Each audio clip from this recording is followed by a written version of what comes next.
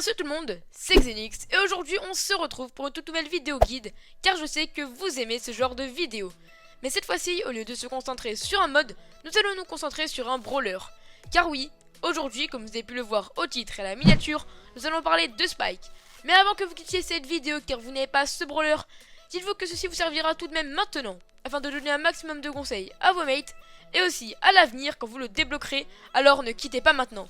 Et avant toute chose, ce tuto sera réparti en deux étapes. Tout d'abord, nous étudierons le brawler dans une approche très globale. Et ensuite, je vais vous donner tous les conseils que j'ai reçus par des pros ou semi-pros afin de monter votre Spike rang 25 ou même rang 30 facilement. Et à travers chaque type de méthode dans le but de monter ce brawler, je vous dirai quel pouvoir star utiliser. Enfin bref, petite intro, puis c'est parti.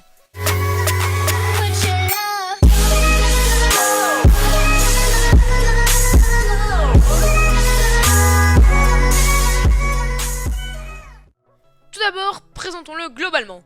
Premièrement, Spike est un brawler légendaire représenté sous la forme de cactus et qui attaque en lançant des grenades pleines d'épines. Mais ça, je pense et j'espère que tout le monde le sait. Ensuite, au niveau max, Spike peut mettre jusqu'à 2350 de dégâts, tout simplement avec son attaque de base, et possède une santé assez faible qui est seulement de 3360 points de vie. Alors vous l'aurez compris, sa position en 3v3 est le side. Mais ça, nous en parlerons plus précisément plus tard, alors restez bien jusqu'à la fin de la vidéo. Également, ce qui est très intéressant chez ce brawler, c'est sa portée. En effet, il est défini comme un tireur d'élite, ce qui est vraiment assez exceptionnel pour un brawler comme Spike, qui est capable de mettre de gros dégâts, que ce soit de près ou de loin. De plus, il est capable de outrange pratiquement tous les brawlers, ce qui est très intéressant pour aller au fight sans trop prendre de risques. Comme chaque brawler, Spike possède ses modes de prédilection, c'est-à-dire des modes dans lesquels il est le plus fort. Spike en possède 3 où il est largement au-dessus. Ces modes sont le Brawl Ball, le braquage et le survivant duo. Maintenant, je vais vous donner pour chaque mode tous mes conseils afin que votre Spike soit rang 30. Et surtout, pour chaque mode, je vais vous dire quel Star Power utiliser, car avoir le bon pouvoir Stars de Spike rend ce dernier pratiquement imbattable. Commençons par le braquage.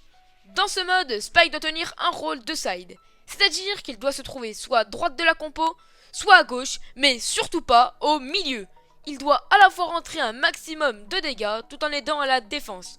En braquage, je vous conseille vivement le premier pouvoir star afin d'atteindre le coffre très facilement grâce au gain d'HP que vous aurez pour ensuite caler votre gadget sur ce dernier, ce qui affligera jusqu'à 7600 dégâts au coffre avec seulement un seul gadget, ce qui est tout simplement incroyable.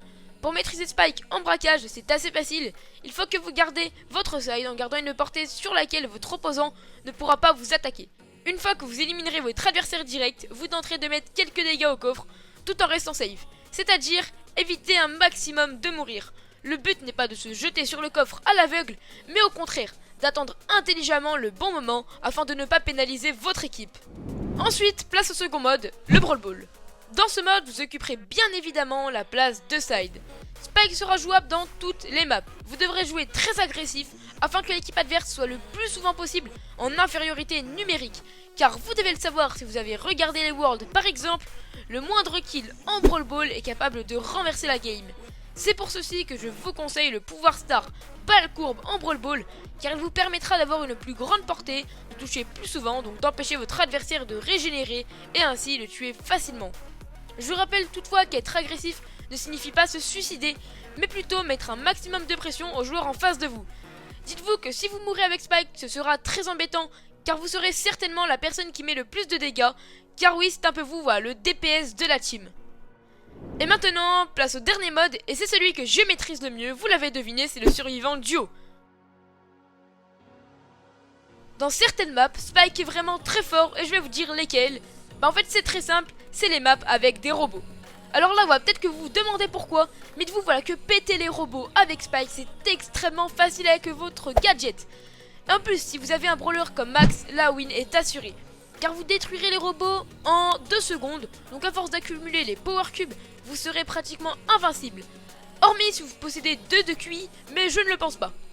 Également, nous avons les maps à potions, qui sont vraiment pas mal, car Spike va mettre des très gros dégâts si on rajoute les potions, alors voilà, ça picote.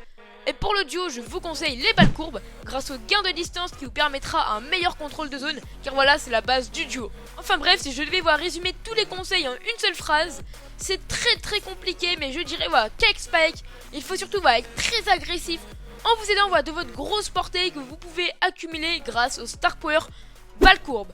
Enfin bref, voilà, c'est déjà la fin de cette vidéo. Dites-moi voilà, si mon nouveau format de tuto, vous l'avez apprécié. Si c'est le cas, n'hésitez pas à mettre votre plus beau pouce bleu. En tout cas, c'était Xenix, je vous laisse. Ciao ciao.